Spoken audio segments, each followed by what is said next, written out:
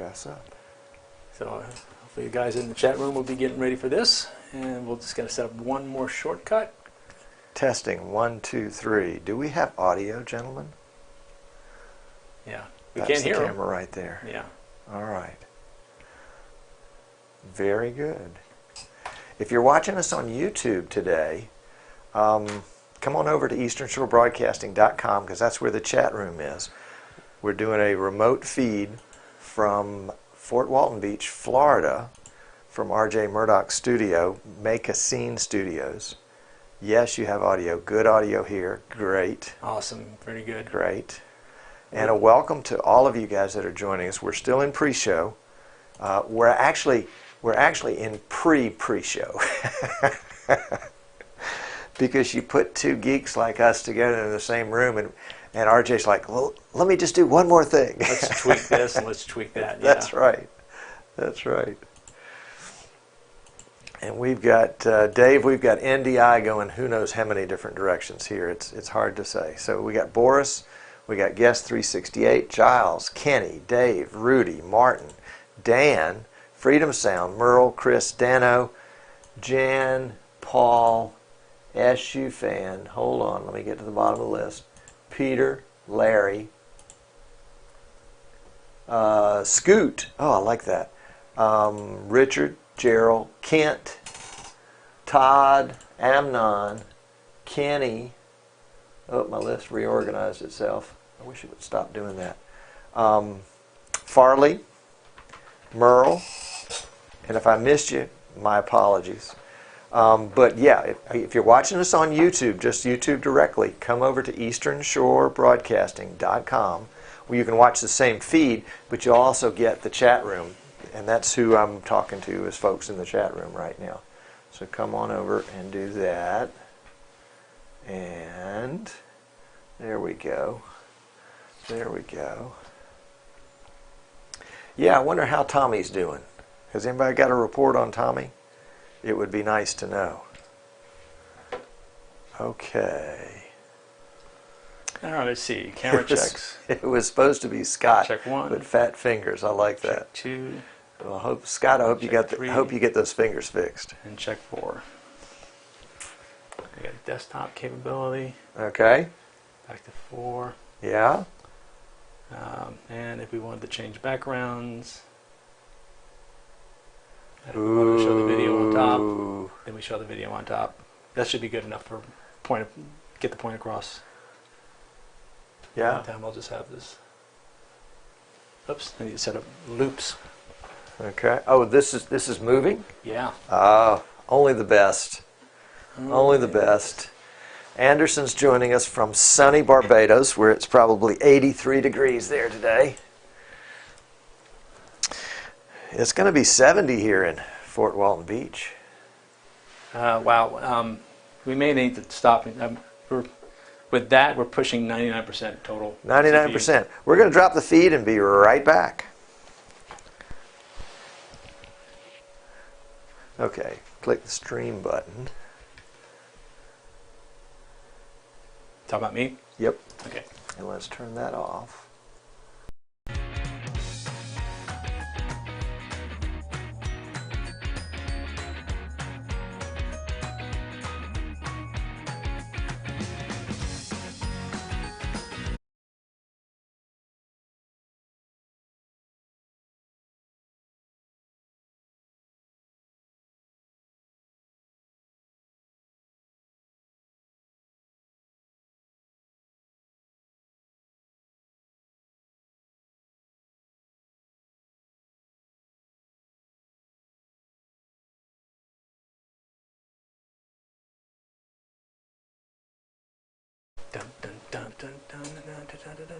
We're at 60, 64, 68.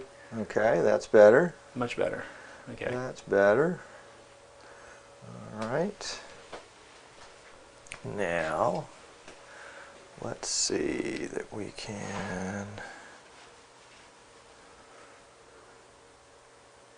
Okay, so we're going to do the show opening here, but I'm going to do the record here. Yeah, so we won't be. So that's okay. That's okay, because I can fade to black. I can come over here. I can click the record you can key, set up and then I can start it here. You've got your own keys already set up on there, right? Yeah.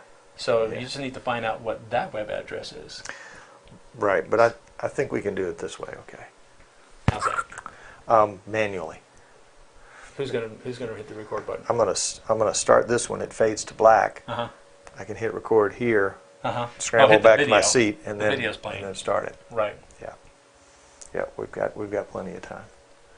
Okay, so let's make sure that. Except for the audio. Check. So we just have to be quiet during your opening, okay? Okay. Bullshit. Yeah, that's right. Okay, I think we're back. Are we back? Do we have a camera? Yes, we have a camera. We have a camera up there. Check. Looks like 2 guys, 6 cameras, 3 computers. Must be the wrong show. Yeah. There you go. Check. All right. Let's see. All right, we're back. We're back. Very good. Very good. And RJ and I both said, 20 minutes ought to be enough time to set all this up. No. All right.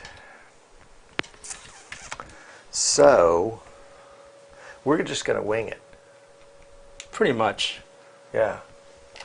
I'll start the show, and we'll start it with a shot of me, and then we'll go to the wide shot. And I've got a little bit of news that I want to get to before we go and kind of bring you in. Okay. So we don't need, we just start on you, and then we go wide shot when you introduce me. Right. Because everybody's just used to seeing you in the box anyway. Exactly. So you want to switch that part? Yeah. Okay. All right. Okay. I think we're pretty darn ready. Audio looks good. That's really weird what the audio did before. Let's check one more thing on this end. Check. Yeah, looking good there. All right, so I'm just going to have to come hit record, and then I'll go back to the chat room when I do that. So you're going to fade to black on this one, hit the record. We start the video. Mm-hmm. Yep. All right. You ready? As ready as you are. I mean, and if it doesn't work, we'll try again. It's live TV, folks. Yeah, that's right. All right. That's right. Cell phones on stun. Oh, no. Cell phone on stun. And back here. Okay. Does this camera make me look fat? That's what I want to know. All right. There's 2 fade to blacks, and I think the first one, the one that says MIDI note 1-1, is the first one. That's the one we start with. Then I hit record, and then I do the second fade to black. Actually, it should say fade from black. Yeah. So Okay. we'll start with that one. Start recording is right here. Or is that stop recording, start recording? We're not going to record. Yeah, we're not recording anymore. Yeah. So we're just doing fade to black. So it's going to be fade to black. I'm going to hit record, and then once I get back in my seat, fade you from can black. hit that. Yeah. Right. Actually, we'll have we need plenty of time. to play the music as well, though, right? The music will play itself. Are you going to start it from there? It just is. It's part of the intro. Right, and it's not loop, so it'll stop. It'll fade out and stop. Okay.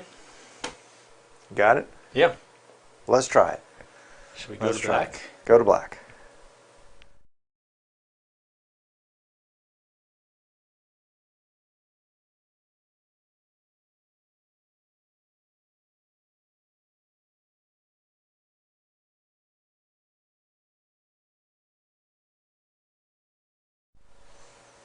But I'm saying that's my point is that you don't have it set up so it plays your video all the way. So what I'm saying is we'll go to black before you hit the record button. We'll start that, and it gives you time to shimmy over there. Okay. Is fade from black not working? And then I'll switch the camera.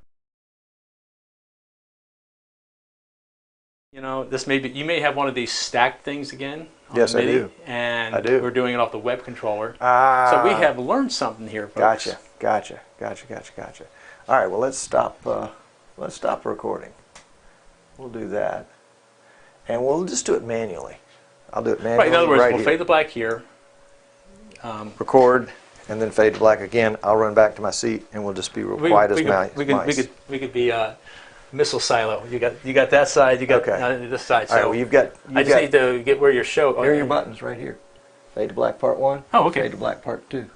So we're just going fade to black part 1. Yeah. And then I fade part 2 to come out and go into your intro, right?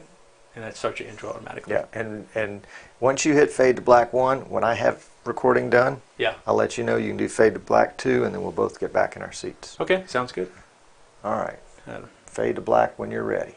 Roger, fade to black. Fade into black. Go.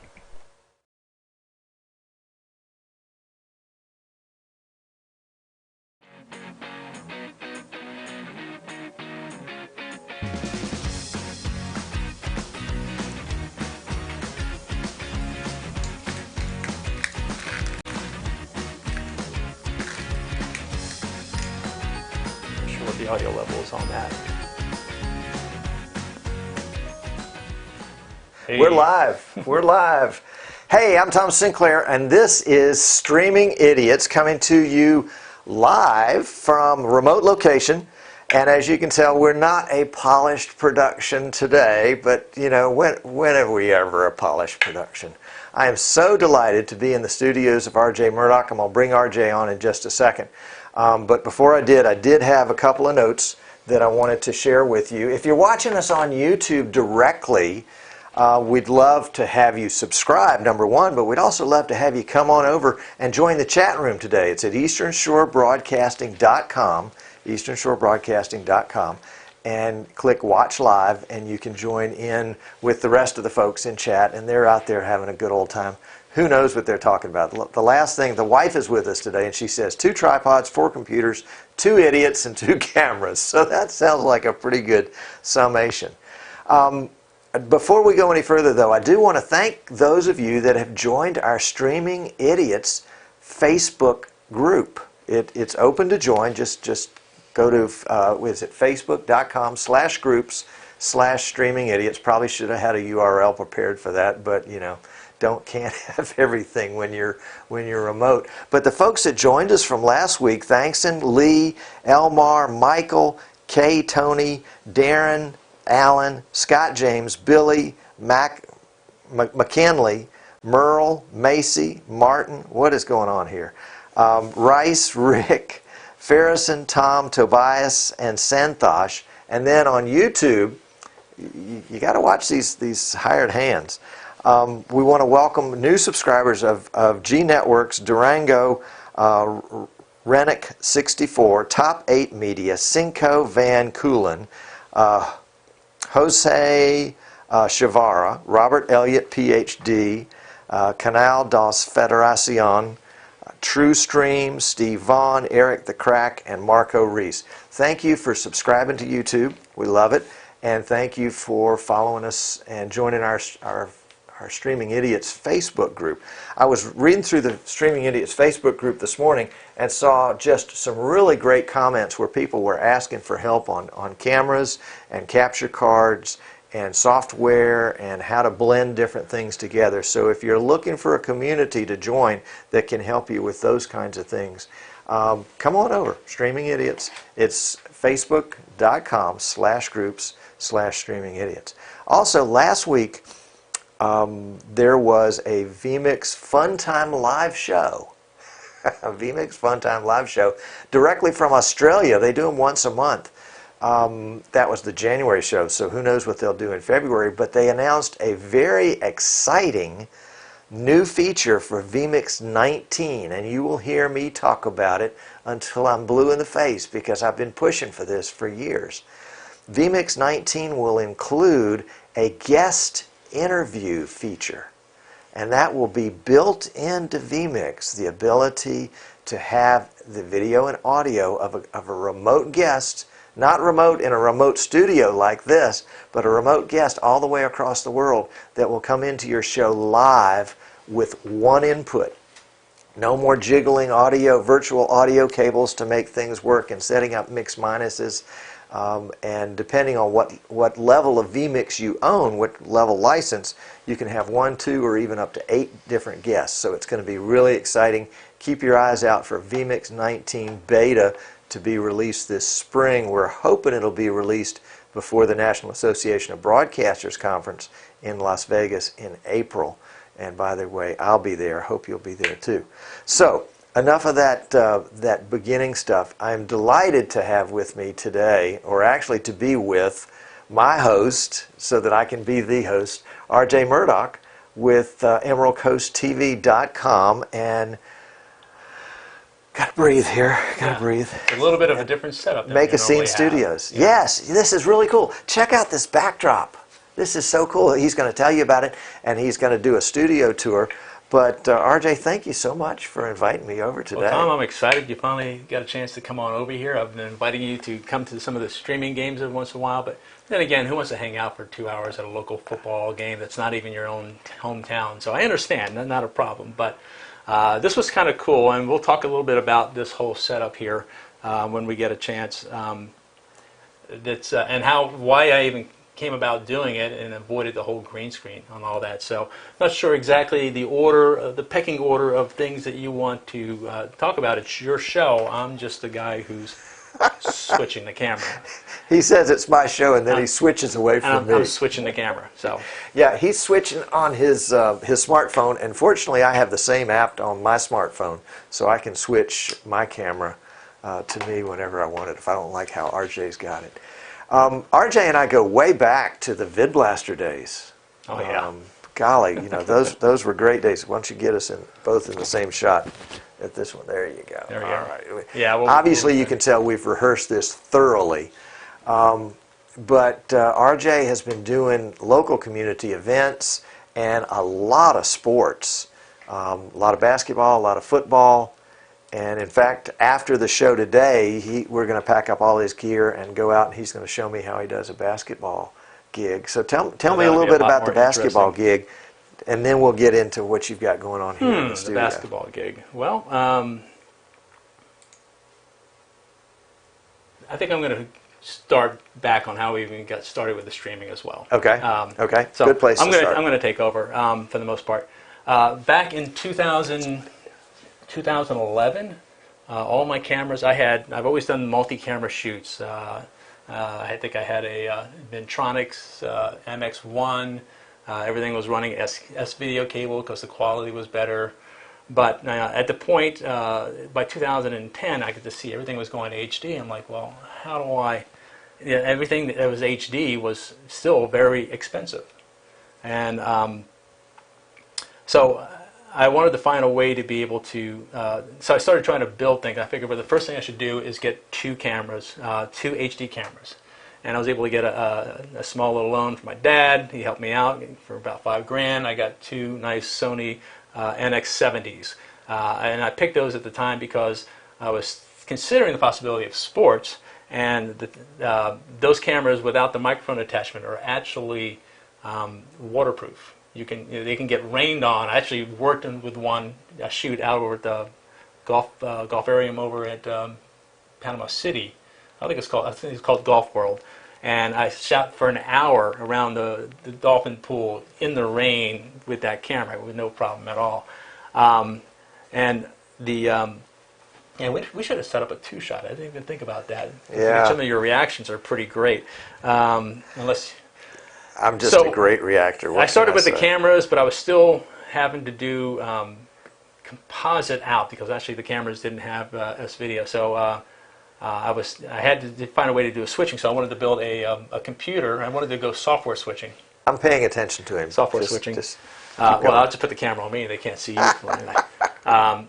So I was looking for something that I could build that would allow me to take care of some of the problems I always have with switching. And that's a lot of times I would do a miskey because I am trying to get an input and I hit the wrong input by accident. And I said it would be great to be able to just kind of see what I want and touch it. So I wanted to build a touchscreen switcher. And that's how I ended up getting into VidBlaster. So I ended up taking my my 3 camera setup, and I got a picture I can show you right here. We'll put it on pics. And that's how my setup was, where I had my 3 cameras. I actually had my, my 2 S-video cameras, my VX1000s and Sony's, and then the NX70. The other one happened to get broken at the time of this shoot. But you could see this was my portable desktop computer in an Hitachi camera case that I used to put the monitor in the case itself, and it was all packed up, and I would be hauling this thing around. Plus, I'm the only guy I know who has a 3-camera setup all on one tripod. So I have the tripod, the monitor, everything is all right there. And so that was my start into it, and at the time, VidBlaster seemed like it was the right choice, because with that touchscreen monitor I had, I can actually go ahead and touch the input I wanted. But the problem I was always dealing was interlace video. That's when I learned I got to get away from interlace, go progressive, because it just doesn't look good. Doesn't especially stream well. Doing it stream well as well. And then it was also just motion quality. So I ended up starting out that way, but then ended up getting a Blackmagic production switcher. And so everything I started doing was with that. And then I started doing sports. And again, I was doing the VidBlaster with the sports, starting off with football. That was the first try at it. I had worked with a local high school here, Choctawhatchee High School, with their media students, and they manned my cameras. And we had that same setup you saw before up in the press box, and we were just switching back and forth. And it was live streaming. But I was still using the Blackmagic production switcher, and I was using VidBlaster just for be able to do some overlays and stuff like that. Mm-hmm. It still wasn't quite as good as I wanted to be, and there was things and money I invested into it, thinking that I was going to have some improvements on it, and it still didn't improve the smoothest quality. Because the problem is, I was giving the videos to Channel 6, the local cable channel, right, so they can play it back. So I could not have it look like it was a web video. It had to be broadcast quality. Right. So from the production switcher, I was recording onto a little Ninja Atomos 2, mm-hmm. and that way I was coming directly up there, 10-bit video. It all looked good. At the same time, we're streaming with no internet connection from a mobile hotspot. So that's where I was basically using VidBlaster for my scoreboard overlay and for the streaming aspect of it.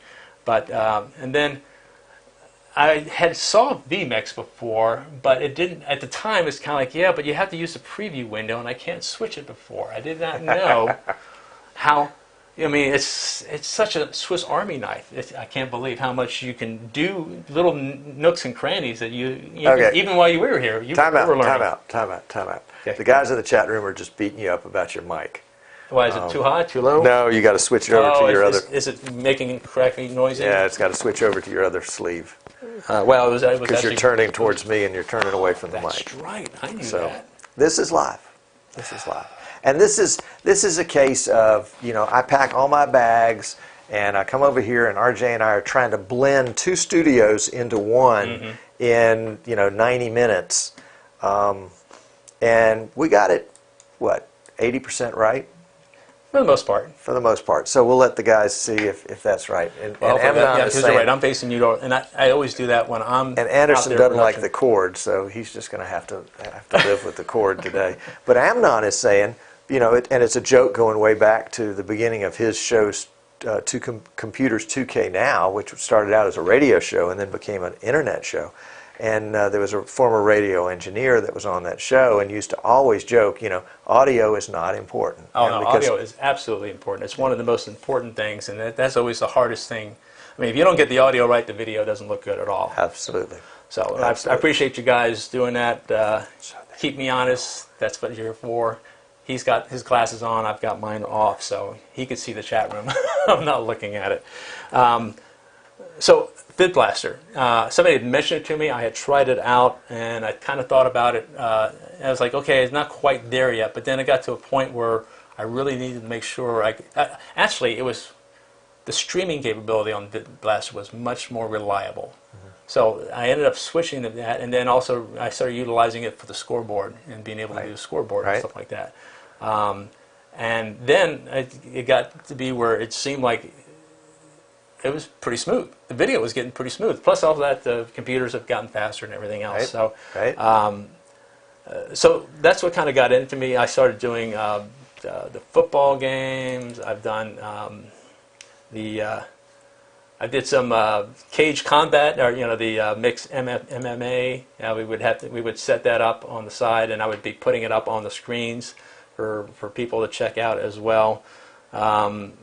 We get into and then I ended up. Somebody asked me about doing instant replay for a first-time NCAA tournament that we were going to have at the college over here. And this was basketball. And they were wanting to be able to do, somebody to be able to do replay and if possible be able to live stream it. So that was my foray into getting into basketball, since I had some experience with the college. I got a pick set up over here. This was last November for the third time the tournament had come over here. And I think that may be Iowa out on the field right now, but still. I was out there right in the press box, and the referees would come for me and ask for the replays. But at the same time, I would also stream it live to folks as well. So you were getting into the game as well as streaming the game. Well, and I got into I'm not even a sports guy. I basically, my wife's a huge Gator fanatic, but I don't normally watch it as much. That's careful. However, I found that when it came to live streaming, sports was the thing, because people wanted to see it right then and there. And yes. And that's, zoom in all the way up to today. That's one thing I love about the YouTube Live, is the fact that before I used to do the live streaming, then they had it recorded. I would have to go back, re-encode it, encapsulate it, upload it. It would be like the next morning if I had time, or the next day before I finally get it uploaded. Yep. And by that time, nobody wants to watch the entire thing. They rather just take highlights. Well, by then they already know what the outcome was. Exactly. Yeah. Now, and numbers at first used to be kind of big, but now they're anywhere from 60, 70, 80 alumni folks, or people who can't make it. But now I'll get the same thing, and as soon as the stream is over and you turn it off, YouTube is live. It's available right there immediately. So that from 70 people watching it that evening, the next morning I've got 800 people who have rewatched it again, 400 to 800 people. So that made a huge difference when it came to the sports streaming and what we can do with stuff like that. So I don't know if I got off track from your original question, getting into sports streaming.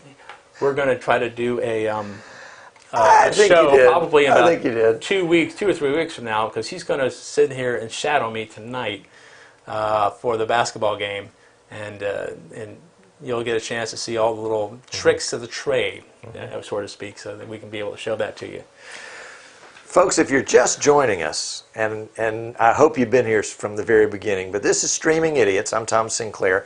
You have joined us in the middle of a show that's from a remote location. We're coming from beautiful Fort Walton Beach. Do you have some Fort Walton Beach pictures? Probably. The beaches here in Fort Walton are just the most beautiful beaches in the whole wide world. The sand is just sugar white. The water is emerald green. It's known for its beautiful beaches. So if you're thinking about a place, I think Paul Richards from PTZ Optics is coming down to Destin in April or May. So if you're thinking about a vacation, you really need to get down this way. If you're watching us on YouTube, there we go. There's the beautiful emerald green waters of the Gulf Coast. And there's the white sand. Oh yeah, there we go. That's the Chamber of Commerce stuff right there. Exactly. But if you're watching us on YouTube, come on over to easternshorebroadcasting.com right now and click the Watch Live button, and you can watch us again, but you'll also have the benefit of the chat room. There are about 40 or 50 folks in chat that are chatting about and helping us with our microphones and things like that. R.J. Murdoch, my guest, but I'm really his guest because I'm in his studio, is going to take us on a tour of his studio here in just a minute, but he's been describing for us how he got into live video back in the good old days of vid blasters and hardware switchers and on standard definition and all that stuff. And can you look back and you say, why? I mean, as you look back and see where we came from. Oh, yeah. 1993, I was working on my master's in instructional technologies, and at that time, desktop video was just coming out. So we used to be able to do postage-size video, and then you had to have special hardware to expand it to a full screen so that you could possibly record it, that output. And hundreds, I mean, the amount of dollars that went in there. So I've been in the game for quite a while, and I got into doing multicam stuff because of theater. Ah, okay. I got to, there was back in '96, there was a show that I wanted to do that had 3 actors only. That was it, the entire time. And at one scene, like half of Act 2, there was an actor on this side of the stage and an actor on this side of the stage. And with just one camera, it was crazy because they were carrying on a conversation and you didn't want to just go zoom back and forth. Right. And so that's when I got my first Vidtronics mixer, and I ended up doing 2 cameras and started learning. And that's how I got into multicam, doing that type of stuff there. So I've been doing a lot of stage stuff.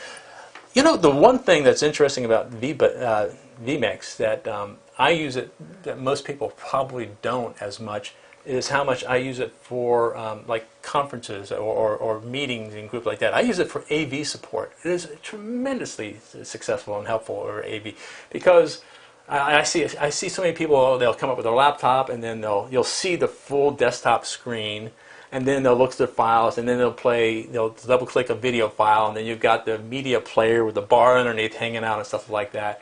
And I love the fact that I can just go ahead and set all that stuff up beforehand in vMix. And it's a fade between backgrounds. So I do it. I also started doing the local Chamber of Commerce, their First Friday coffees. I saw that they needed some support with their AV. I said, hey, can I do it?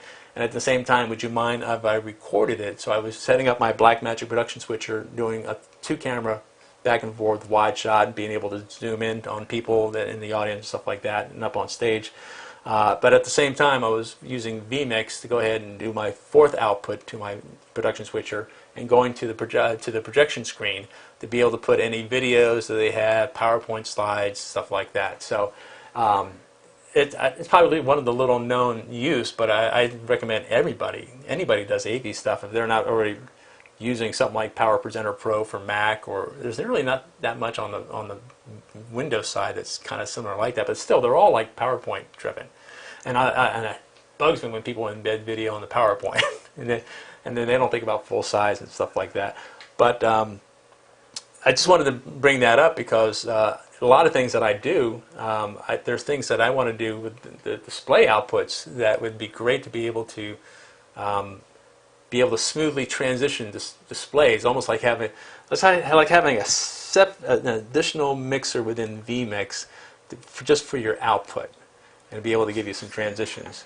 Now, speaking of outputs, should we change the background? Will it work? Because Change the background. I don't see full screen listed on here. Change the background, and then let's go on a studio tour. Well, why don't you go ahead and quick little, I'm going to go hit full screen over here so I can change that background. Okay. And I'm going to put it on you. All right. All right. As you can tell, this show is totally impromptu, and that's the best way to do it. That's the best way to do it. Yeah, there we go. And RJ has got 6, what are these, 55-inch TVs? Yeah, let's go ahead and pull up the widescreen shot here. All right. Yeah. So let's talk. You want to talk about the studio? Talk about the studio. Let's talk about the studio. Okay. So what happened was, why am I set up in this, and why am I not using a green screen? This was pretty exciting. About 3 months ago, the chairman of the CEO of the chamber, the local chamber, saying, "Hey, RJ, you've been doing great stuff at the chamber, blah blah blah. There's an opportunity coming up. You know, Cox Cable is no longer going to do our talk shows for us. They're not going to do it for the city, for the county, for the chambers. They stopped doing it for free for the college a couple of years ago. They've been charging the college $600 a show. to do their little 30-minute show for their cable. $600 a show. Right, right. And then, so they, as of 2017, they were going to cut it out completely. And they're like, so they wanted to charge us, and I got a quote, so they said now they're charged like $1,100 just to do one of their half-hour shows. Oh my goodness. Can you get it cheaper? Find a way. Maybe you can get all these clients, the cities, the Destin, Fort Walton Beach, the county, Okaloosa County, the both chambers from Destin and Fort Walton, the Economic Development Council, and the college, and they do two shows, two different types, a sports show as well as an Outlook show. So wow. I knew I could do it because I've always done 3-camera shoots before, and I did a talk shows, and I'll show you probably a little bit about that later. Probably not. We're running out of time. We got a lot to cover. Yes. So Cox Media had a large 30 by 30 studio to work with, and they would bring in sets and stuff like that. And I didn't have the space for sets. Actually, I used to have a home studio. I used to have a large 30 by 30 studio before, and I found that most of the time all my jobs were at other people's locations, so I got rid of the studio and all the overhead, and I started working from home, and I had a nice little space back there as well, a little 20 by 20 space, which worked really well. Bottom line is, I moved, I lost that space, I no longer have that. I have a small skinny half room as an office, but I still do on location thing. The cost factor when it comes to the multi-camera setup is 3 to 4 hours, maybe setup time. Bring everything in, set up the lighting, set up the curtains in the background that we have up here. I'm not sure if you can see this from right now, but all these back curtains are from when I do the talk shows, just repurposing them over here. And without the space to store it, I thought, well, the better thing to do is, they started doing just a little monitor behind each of the individuals. Why don't we just go another step forward? And, I should bring up Google Drive. Let me pull that up here. Best, there we go, both of us. So I started out with 4 monitors in portrait mode. And I am sure I probably have it in here somewhere that I can probably show. In the meantime, well, actually, I can do better than that. I can show the video of it. Duh. There we go. Smart thinking, RJ. So I'll show you what ended up happening. I'm going to show a video of an actual shoot that we did just for the chamber, for the Destin chamber, just a little while ago. I had a nice little opening, blah, blah, blah. I got that from Cox. But I had 4 monitors in portrait mode, just like this. And it allowed me to be able to create an individual digital backdrop for each different type of show. So now the set, it had nothing to do with what kind of props you brought in. It all comes down to the images. And at the time, I was just using something called Display Fusion to be able to span an image across all the monitors so that it'd be one seamless image. And then I would have to go ahead and then tailor it in Photoshop so that I can get the lettering so that they're not over a bezel. As you can see over here, the bezels to work with. So the cool thing about it, it almost looks like a window.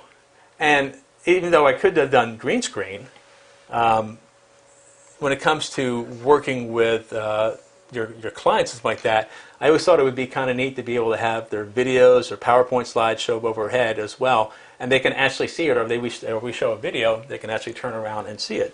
As an example, we could pull in a video and put it into that screen. Now I had to do some tweaking in vMix to work this, and we'll talk a little bit about that because I've got an assignment for Martin.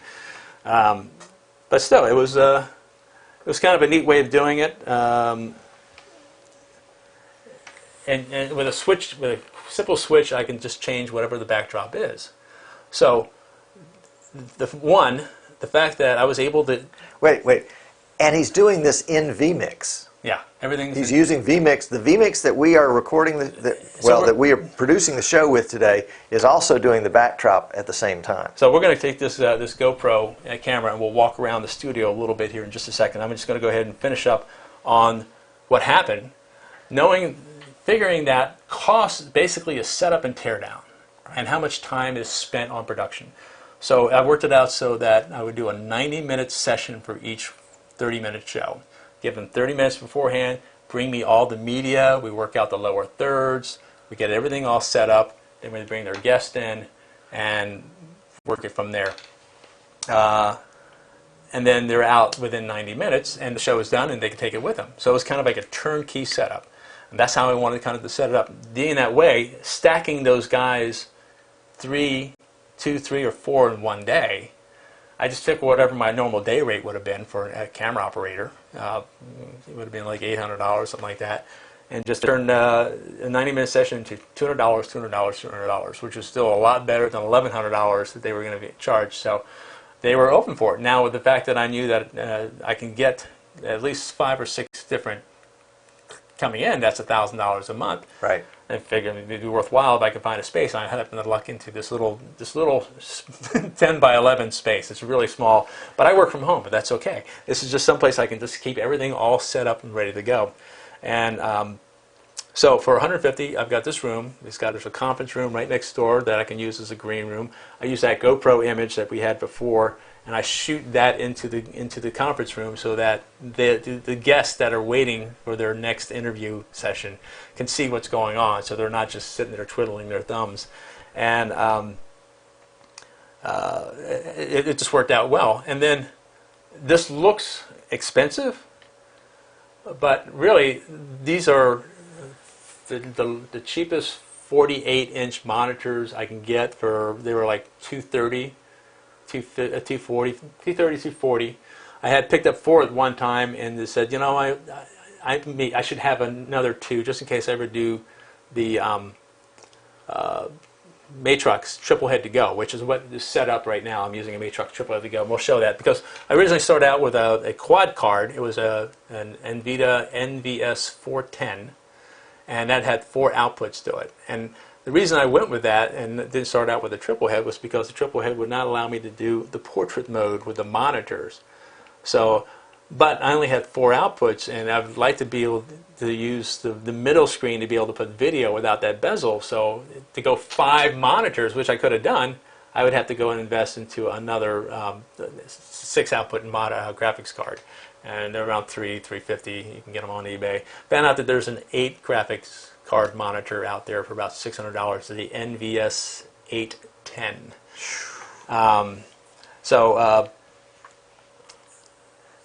To back up, when I realized that the quad card I had only had a CUDA, the GPU core, it had 16 cores, and that was it. And I could see that it was affecting my vid blaster. And I was like, that's crazy. And I asked the guy on the screen, are we kind of stuttering in our mode here because of the motion graphics going on?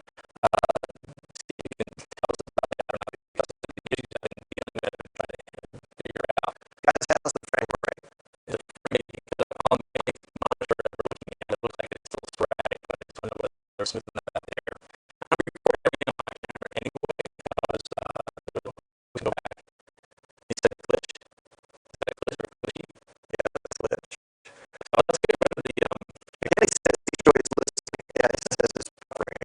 Buffering could be an entirely different issue, but if you're getting some frame rate loss, copy audio, right. that could be a video from not internet. His stuff. Okay, it says rich. Okay. It's really looks like getting looking at. Let's go back to the mountain scene. And I'm going to put it on you for a second as you talk on. Okay.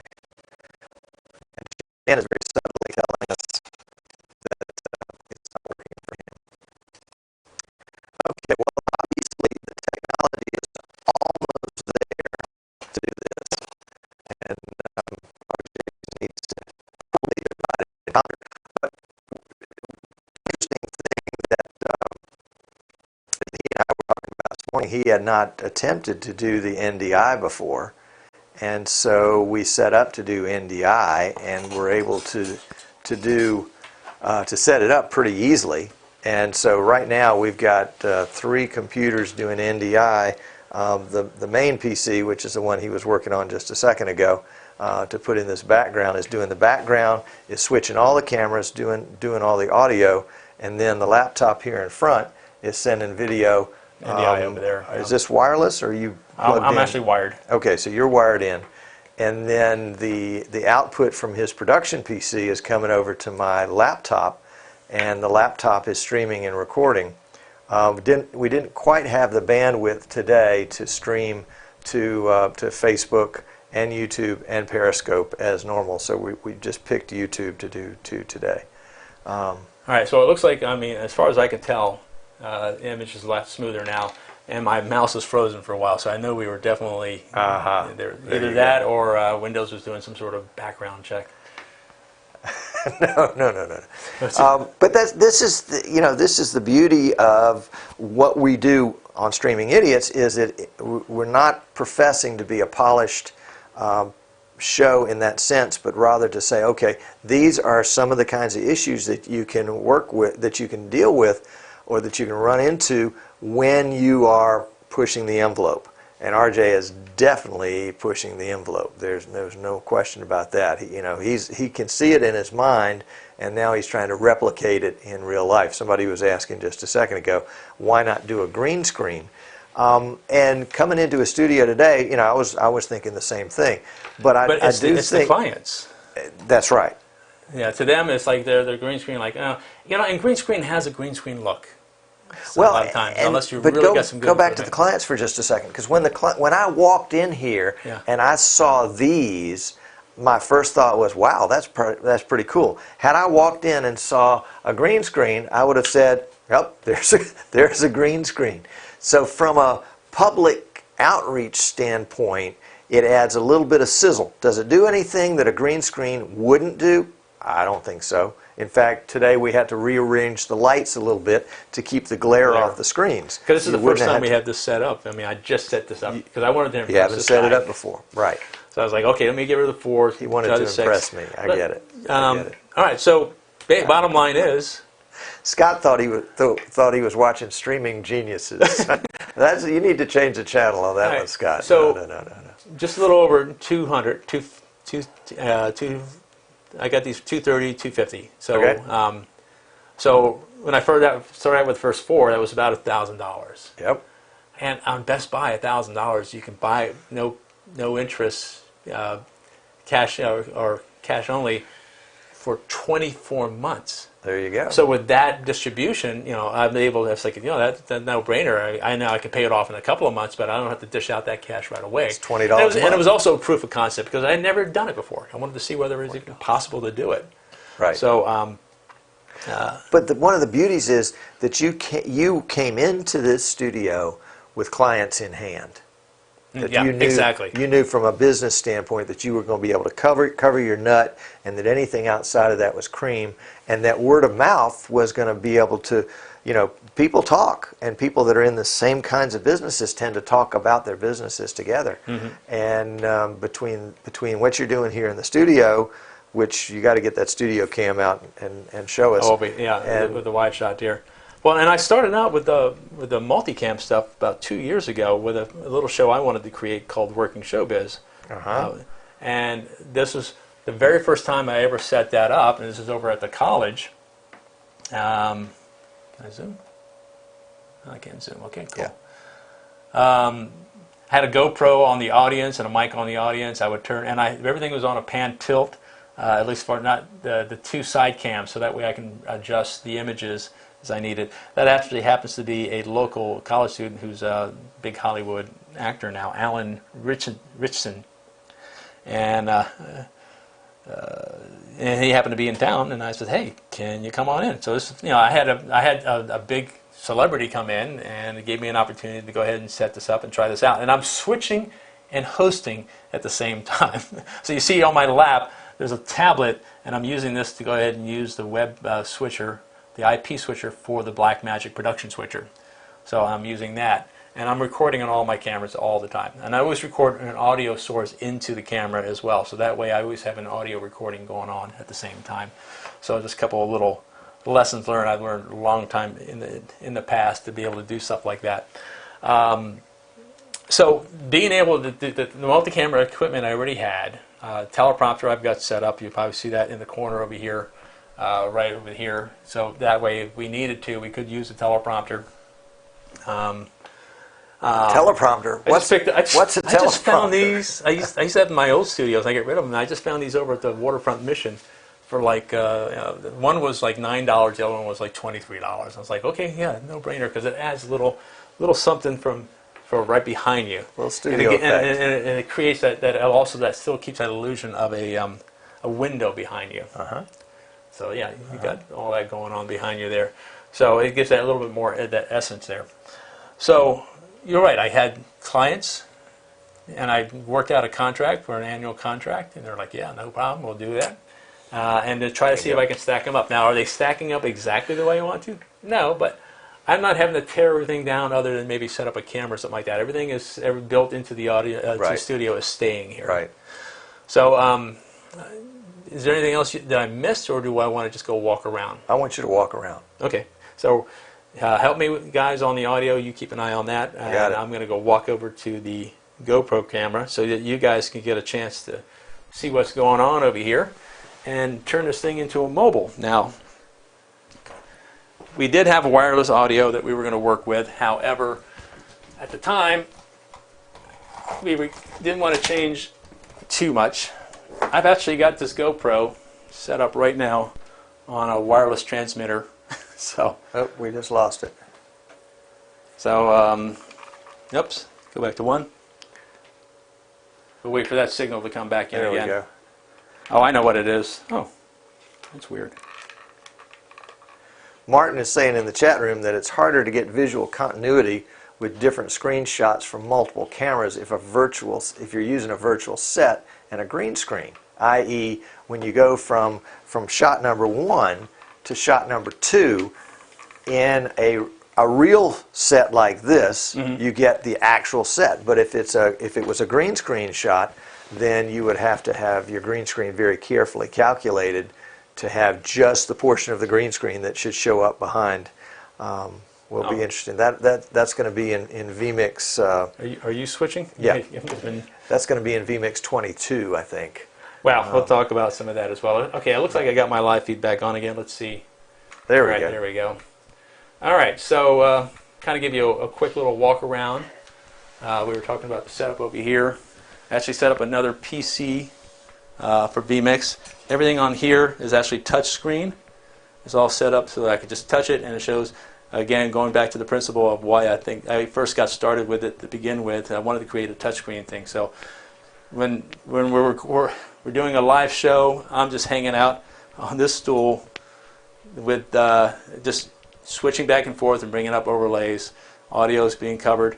Cameras are being controlled through little pan tilt things. Right here, the camera has a Besco, 101. It's the common workhorse type of cheap $100 pan tilt mechanism that basically kind of has their own controller right over here. And then I've got a link set up on the link controller for the Sony camera, so I can do my zoom ins and outs. And you'll see this a lot more on the sports later on, but I use pegboards to be able to put things, to keep things together, so it's easier to pack, especially when it comes to stuff with power supplies and stuff like that. Teleprompter camera was kind of mentioned, was over here. We'll use that. And right now Tom is just set up. He's got his streaming and chat room going on over there. Yes, that is an R Zoom 16. But I'm not using it as an audio interface. Now, normally I've had my lights posted up here until last night, and this morning when I checked to see after I got finished putting together the 6 screens, and it turned out that I was getting major reflection. Like right now, you can see even where the cameras are, the light is right now, you can see the reflection. And one of the things that you have to deal with when you're not dealing with green screens. So right now, this light that I have that was shining on us here is in front of where the computer is, because the other thing you want to avoid is noise. One thing that worked out well with this studio setup is that it was so far behind in the back of the building that you don't hear any road noise going on. And believe me, I had a studio on Hollywood Boulevard that had trucks going by all the time, and it was crazy. So I happened to luck out that this happened to be the same room that the comm closet was in. So I was able to put my PC over there. And let me see if I can get it a little closer here without losing a connection. And you'll see that I've got two triple heads to go, going out of I've got right now a Quattro 2000, which has 3 outputs, 1 DVI and then 2 display ports. So I'm using the DVI and a display port to DVI to be able to bring me DVI into the triple head. And then I've got some 15-foot DVI to HDMI cables that are running along the floor, up behind the curtains, and then up to power each one of the monitors. So we've got that going on. And then the last thing I think is, you may notice this is just a tablet. When I do the shows for the Cox Cable Show, they're doing segments that have to be 8 minutes long. They get 20, if they do 2 or 3 segments. I wanted to be able to let the host be able to see, so I've set this up so that the host can see it from their camera. And this particular one, just look up presenter timers on your Android Play Store, and there might be something for Apple. It has a little bar that rises up here. It's blue until you get within the last minute or so. Then it turns yellow, and then when it gets within the last 10 seconds or so, it turns red to let you know to wrap up. So just a simple tablet, so nothing special with that. But I do hope to have a confidence monitor set up over here. Or we talked about maybe setting up I have an extra 40-inch we can put up here to put that multicam preview so we can be looking at that. So with that being the case, I think I'm just going to, we've lost our wide shot from this point on. I'm just going to go ahead and put this down. I think I'm running out of power anyway. And we'll let you switch to you. All right, get let's back see. into place. I'm in here somewhere. There we go. There we go. All right. Well, there's a lot packed into one room. Rich is saying it must be 100 degrees in that closet. I bet it's more than 100 degrees in that closet. But it's also a comm room, so they actually have an AC vent going right into that closet. Well, there you go. So there you go. But that is a wise idea. If you're thinking about setting up a studio, whether it's at home or somewhere else, to think about locating your PC equipment in a remote space so that you don't have to deal with that background noise, that background hum, because it will affect the quality of your recordings. And in fact, what I found is when I listen to, a lot of times I'll listen to a YouTube video with earbuds, and I can hear even more background noise when I'm listening with earbuds than I do when I'm listening through the speakers. Well, and what's neat, it's actually storage as well. I kept all the boxes for these monitors because, and I should bring those pictures up. Yeah, maybe bring it with Google Drive. Everything is designed to be portable. So let me bring up some of the, show you some of the behind the scenes stuff that I put up in the Google Drive. I'm going to go to that while you're talking. So I'll put the camera on you. Boom. Well, it was really funny when we were setting up before. There's something about being in the same room with somebody as opposed to a virtual conversation over Zoom or Skype, because RJ was talking about setting up some shortcuts. And I said, okay, well, let's set up some shortcuts. What letter do you want me to assign them to? And he says, you don't have to assign them to a letter. And I said, well, how are you going to do it? He said, well, you can assign them to none. So actually, I learned something, thank you very much. In vMix, you can assign a shortcut to none. And you say, why would I want to do that? Well, you can assign it to none, and then it will appear in the web controller so that you can control it with your phone. And it doesn't necessarily have to be a key on the keyboard that might be accidentally invoked by typing or doing something on the keyboard. So I thought that was pretty cool. Thank you, RJ. That's going to go in my memory bank of many, many, many things. The other thing that we discovered is that when you can set up a series of shortcuts with the same triggering letter, and I shouldn't have used the word trigger because triggers are something different. You can set up a shortcut that's assigned to a certain key. You can assign multiple shortcuts to that same key so that if you press the key on the keyboard or if you press the key on the X key, it will execute all those different shortcuts. However, if you try to attempt that on the web controller, what we found out is that it has all the different shortcuts on the web controller, and you have to mash every one individually. So that may be a feature request that we ask for the future. Exactly. To somehow have the same effect that you can use on the keyboard also work on the web controller for those of you that are controlling your vMix productions remotely. Well, let me show the behind the scenes, because I took pictures at different segments, different times throughout the thing. What you see on the side there, I used to have 2 lighting tree stands and then a couple of Mayfer clamps that I had used to be able to hold this DJ lighting I-beam bar. But then it was pulling me out about a foot more from the wall, and I already got less than 10 feet of space in here already, so I wanted to get some more space. So I was able to utilize these variables. They're used by photographers all the time for hanging backdrops, and basically they pinch between the it's like a zip pole would be. Now you'll see on the monitors here that what I've done is I've designed it so that basically they're hung plug and play. The one on this one in the center basically is what the 2 outside ones are. This one could be an outside one, but it can also go in the center because of the coupling going over here. I needed to be able to go around it. So so we've got 2 monitors set up with that double hook there, and we made it a little bit wider so that we can accommodate for the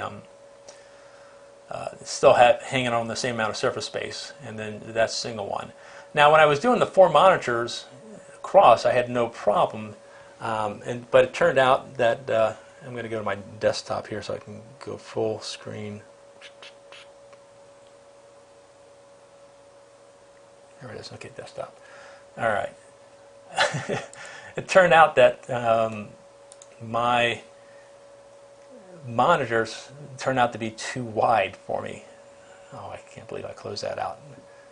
Closed out the wrong folder, guys. So when I would normally, when I'm showing people, I would just take the monitor right off and say, hey, look, see, it's hang, plug, and play. And I put it back in. But when I try to do all 6 monitors across, I was 1.5 inches short. So the only way I was able to do it was to be able to go ahead and pull out the sides and create a kind of a curved backdrop over here. I like the curved look. That's a good look. Yeah, well, look at it this way. I've got you can get a 70, 75-inch curved TV over at Best Buy for what, maybe $2-3 grand. I got a 10.5 foot wide screen over here, 120-inch diagonal. There you go. More so, probably even more than that, for about the same cost here. I'm going to pull up show you some more behind-the-scenes stuff here as soon as I pull this up here. There we go, Google Drive, TVS, okay. As you can tell, RJ has made good use of the various pieces of equipment that he's collected over the years and has been able to figure out how to reuse those as he moves from one level to the next level. I just did it again. I can't believe I did that. Sorry guys, it's live TV, as they say. Okay, yeah, I wanted to give you a closer look at some of the other stuff behind the scenes putting together. Those are Manfrotto clamps, or not Manfrotto super clamps with this hook. Normally the DJ lighting bar comes with these connections that basically can go around the actual lighting tree stand pipe itself. However, they wouldn't fit for these I-beams, so I had to use this hook concept, which actually worked out better in some ways because I'm able to double up on both the top and bottom and help distribute the weight a little bit better that way. Yeah, lots of close-ups. So what the 4 monitor setup was look like beforehand. Oh, that's cool. Without the curtains in the backdrop. You know, it's hard to get the bevels. I picked this TV also for a main reason was the fact that it didn't have, sometimes on the very edge, there's a little nubby underneath for infrared, and it would keep it from being able to go flush against each other. Right. Also, the bezel on this one was super thin. I mean, basically less than a half inch right there. So between the two, it's not that much wider. Basically you've got half a thumb in between. So it kind of gives it that look of kind of that window look, especially when you're looking at it from that perspective, especially when you had all the other. Well, and you've got these slightly overlapped too, don't you? There's probably a half-inch overlap. Right. Well, tell you what, So it with reduces the the bezel effect. when I Boris tried is to do the asking about. six, trying to get these all aligned are tough. Now there are some times where it's not really even flush up against here, but that's where the black curtain really came in very helpful because you don't have lightness coming through there. Right. There's darkness. So Right. this is definitely, even though it may look flat to you guys over here, we're looking at it. I could probably put my phone on top of there. Who knows? Because it's not quite lined up quite right yet. Boris is asking in the chat room if you could share just a little bit more about the triple head and using two of them at the same time. It's really not that difficult. There's two things that you need to make sure you're doing is that they've got to be the same firmware, and at least with the Matrox, it's doing a firmware update is very easy. It's all built in the program and it's automatic and backs up for you. I think firmware updates have gotten a little bit easier, except for the Sony 4K. I think some people had some problem with that camera, but otherwise, very easy. And just basically, you have to have two outputs come from your graphics card, one for each. And the triple head can only do 3 on one row, and that's it. So these are considered two separate rows of monitors. If I was on the other actual one, I can actually show that to you. We don't have that one set up because we're in this talk show mode here. Right. And that's one of the. I don't know if that answers your question or not. Well, Basically, let's do this, cost-wise, because you've got some interesting stuff on that. Maybe if you got a chance, you could just do a little quick video that we can play when you come back on the show in a couple of weeks to talk about that. Yeah, I can probably show you the cards and the Matrox. Yeah, and because you showed that to me before. It was really cool. A geek cool kind of stuff. Yeah, Right. yeah. We understand that. Yeah, so this was last night trying to go ahead and put all this together, it was just crazy. Oh, you just did this last night? Yeah. You've never used this before? I've never done the sixth setup here. So, okay. So the crazy part was trying to get that curve just right. I mean, we're actually, instead of being flat against the wall, I'm actually about 21 inches on both sides away from the wall than I wanted to be. If I had a little wider space, I would be flatter and we'd be closer to the wall. Gotcha. Ooh, those guys are putting out some heat too. Yeah, well, now I've added 2 more to it as well, so that's definitely a lot big. I had to do this crazy thing where I had to buy a pan tilt swivel and be able to mount it on what was originally supposed to be flat mounted on the beam, and then have to try to make sure that the holes were aligned right for here and right for there. Yep. And then make sure that this part right here was tilted enough so that it would all work together. Right. And so I spent about 3 hours last night when I finally got a chance to start So how late were you here last night? Until about 11. So, but we got it done. So. Kenny's asking what software runs the video spanning. Okay. It's not a simple answer, Kenny. Right. Now there's 2 different ways of doing it. One of the other reasons I wanted to use the triple head to go is because I wanted to be able to do something with oh my gosh. vMix. With the vMix. Yeah. That I could output to one large monitor, but vMix still sees this as one row and sees this as another output. So it was crazy, and I showed you what I did. To be able to put that live video on both, I had to use both display 1 and display 2. Take display 1, move it down 50%, and then expand it 200% to fill up the top part, and then took display 2 on the bottom, shoved it up 50%, and then expanded it 200%.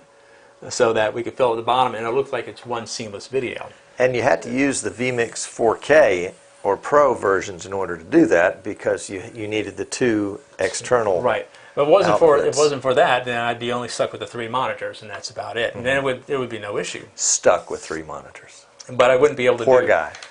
the portrait mode unless I rotate everything in vMix itself and then have it that way, which could be done. So my homework for Martin, for maybe you can add it into 19. I don't know if you're how far out are you on the beta on that. Is I will say that one thing that should I dare say it that VidBlaster had was that you could actually create a separate monitor module, and I've done this before where I took that module out of the VidBlaster thing and put it over on, and it was able to span it across 2 monitors. So if we could do something like this, have an ability to be able to have a flexible output monitor on screen, I would then be able to span over both sets of these monitors. So that the output becomes a module that I'm spanning over desktop. As opposed to something that just takes over the display altogether. So that just opens up a whole door, because I don't know if when we tried doing it before and I was switching the backgrounds, I was switching top and then bottom, and then adding that, and then switching the top to show the video, but leaving the bottom as well. So there were 2 separate things. Yep. And Boris, what he was doing essentially was if you can imagine just using 1 monitor output and stretching it over 3 monitors. He's duplicated that with 1 on the top and 1 on the bottom. So it's 2 monitor outputs, each one taking up 3 monitors on a level, and then in vMix, telling vMix just show half of this frame on these monitors, and I applaud you. That gets the Tom Innovation Award for today. Wow. I'm going to give you a vMix. Now, I wanted to be able to do it in vMix pad, because I wanted to be able to show a client's or presenter's presentation or embed video while we're doing live switching in vMix. However, you don't necessarily have to be able to do this in vMix. Like this screen right here right now is set up to span across all the monitors using a software called Display Fusion. And that you get the Pro version of it, which is about $25. It'll allow you to do images or videos or even a web page. You can span a web page across all your monitors, which is, I don't know. So is vMix sending its output into Display Fusion? No.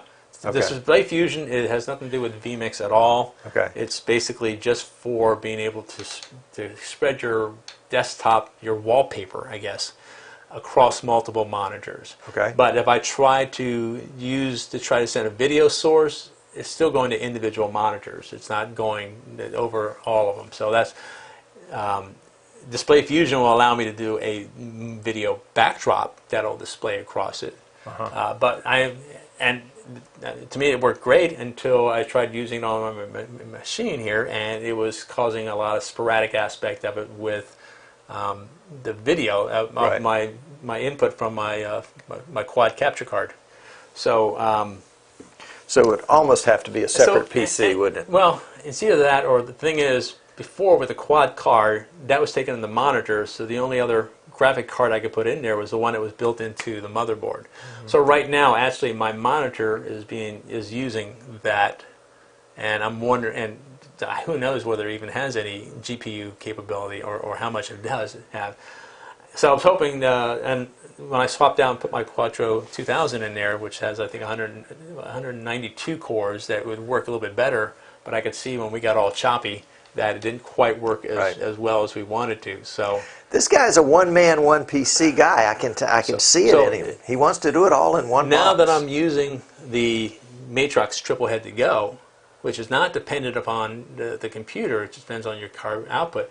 I'm trying to get either a 960 or well, actually, you were talking about a 760 before or something like that. 750 or higher. 750 or higher. 750, I think, also does about, I think 612 is what the second. No. That's my 960. That has 612 GPU cores. I'm wondering whether that's, I'm going to have to upgrade the graphic card now. I'm hoping so I can do video, motion video, so we can fake that we have a street scene behind us, or a beach scene, or a golf scene. I'm getting ready to do a golf tournament, so I want to be able to use some live video going on back there, and cheat. Or it also allowed me to be able to put a solid color across them. So I've actually done green, chroma green on all of these, so then that way I can then cheat and then put a background in post production or and it live. just looks like a window. It's just all green. Oh, I love it. You want to see what it looks like? Jan has got a comment for you. It says you can do it with one full screen output, RJ, in vMix settings. Set the anyway, you can go back and read it. So there's a great idea. Do you have a way of saving those at all? Yeah. We leave the chat stays up for a week. So you can just go back and scroll through it. Yeah, but do you actually save it to a file? I've always wondered that. Nope. No history. Don't. It's all right. Gone. Whatever you said is gone. It's After gone a week. After a week. So good to So know. go back and get it. Jan's got a great comment for you. All right. So let's see. Good idea, guys. Okay. So as far as Martin is concerned, my top 3 things. One was the spanning module. That works out, and unless this other option, and I'm going to have to check that, this other option works out well. Looks interesting. Okay. Assignable audio. Assignable I talked to you a little bit about this my goodness. before. Okay. So especially when I'm doing the sports, and I'm doing multiple cameras and stuff like that, or even talk shows, and then we go to break, I don't want to have to mess with the audio mixer. I have to go turn down the live audio so that you can only hear whatever the bump is going on, or the station ID is going on, and then come back over again. But if I set it up for automatic switching, all my audio is coming in through my one camera. So that one camera has my audio source, so I have to go ahead and click in VidBlaster. I have to click that audio and keep it on. So I have to either manually click it on or off, or manually go into the audio mixer in VidBlaster, vMix, and roll it down. Now, it'd be great not to have to worry about that, so that if I go to a commercial break, or I go to a station ID, or I go to a replay, or go to a video that has audio on it, and I don't want to hear the commentators, that if I could set everything up so that in the options for audio mix, automatically mixing, if camera 2 and camera 3 had the same audio as camera 1, if I can assign an audio from one source to be over my other 2 cameras, that way I can keep that option on and be able to switch cameras from camera 1, camera 2, camera 3, and have the same audio from camera 1. And then when I go to play my station ID or a video, then that takes over and automatically transitions out of the other audio. And then when we come back from break, it brings it back in, and I'm not have to worry about messing with the levels. And also maybe able to assign another camera that audio, a virtual input from one camera, like a wide shot of a basketball court, so that when there is a timeout or a break or something like that, and the DJ starts playing music, the one thing you don't want to do on YouTube, when streaming live to YouTube, is have copyrighted music playing on there, because next thing you know, later on that evening, they're going to cut your replay capability. You're not going to have it. So I've been trying to bring that down manually. But if I can assign another virtual input of a wide shot and have that assigned to some music going on automatically, it automatically would fade in, fade out when I switch to the regular cameras. Assignable audio, I think, would be kind of the coolest thing.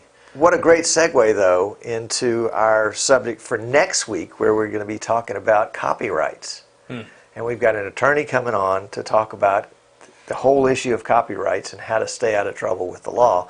And it sounds like you've got an idea that would do even better than having to deal with all the copyright issues. Yeah, most people don't deal with copyrights until they get snagged, especially if you're dealing anything with YouTube, or even Facebook is starting to head that way as well.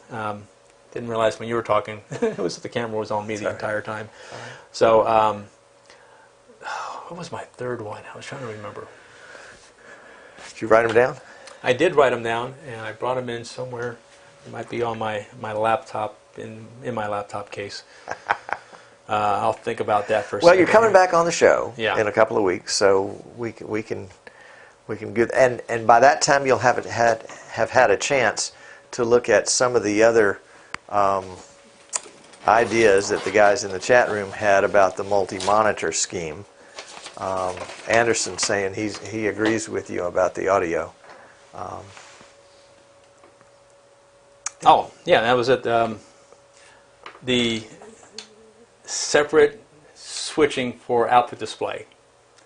So then instead of having to go to the drop-down menu, click display 1, select the input, or even just heading a shortcut for something like that, and when you do, it's going to be abrupt. There's no fade from one backdrop to another backdrop. So anytime unless I'm sending out to a display something going on, and especially if I'm recording a conference and I'm handling their AV, I've got stuff going. I've got the PowerPoint slides going up there, and then I want to put the sponsor slides up or something like that.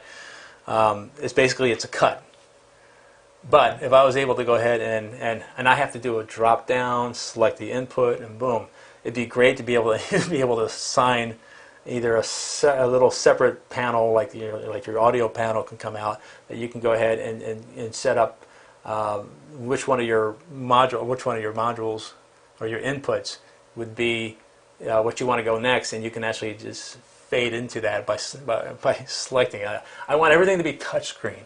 And anything you got to do with a drop-down menu selection is too much for touchscreen. I just want to touch it and get back to my job. Another great segue. This is the segue guy. If you've got a suggestion, and RJ's got 3 that you would like to see added to vMix, go to the vMix forum, and that's forums.vmix.com. There's a feature request section there where you can type in what your feature looks like. You can add pictures, you can add video, and make it as clear as possible. People will respond and ask questions. And if they like your idea, they'll respond with a +1, and that's how the guys, the brain trust at vMix, decide which features to include based on the amount of chatter that a particular feature request has. So if you're on the forum regularly, or even if you're not, go to forums, plural, forums.vmix.com and read through the feature request section. And so if you see something in there and you say, yes, I would like that for my vMix too, vote for it by adding a +1 as a post comment. If you don't express your interest, nobody's going to know. Even though RJ's been gracious enough to invite me to come in his studio and do my show, Martin Sinclair, my 19th cousin, is probably not going to take this as a formal request unless it's right there in the feature request section. So you need to get on the forum. Well, as anything else, it's always timing is all a matter of necessity, and necessity also is a matter of pain factor. Absolutely. And then the more pain you feel, this became another pain factor. It's like, you know what? I'm gonna bring it up on the show. But you may have some good suggestions here in the chat. We'll have to go back and pay some more attention. That's the other reason why I brought it up, because maybe other people have similar experiences and have been able to come up with a solution for that. Giles is saying that you probably could do something with triggers. See, and I have to. I didn't. There's so much to learn. That's the thing about it's like a video game. You just keep going to the next level, and the next level, and the next level, and then a new version comes out, and it's got more stuff in it. Right. Folks, thank you for spending so much time today. RJ and I got to go set up for a basketball game, and we're going to include some of that in our next. We're not going to have a lot of time for chat. Our next segment. We got to go. But hang around with us for just a very brief of post shows, and we will come back and pretend to pay attention to you then. Do we have a way to get out of this? As far as the automatic transitions? Yeah. Do we have a way out? I will try.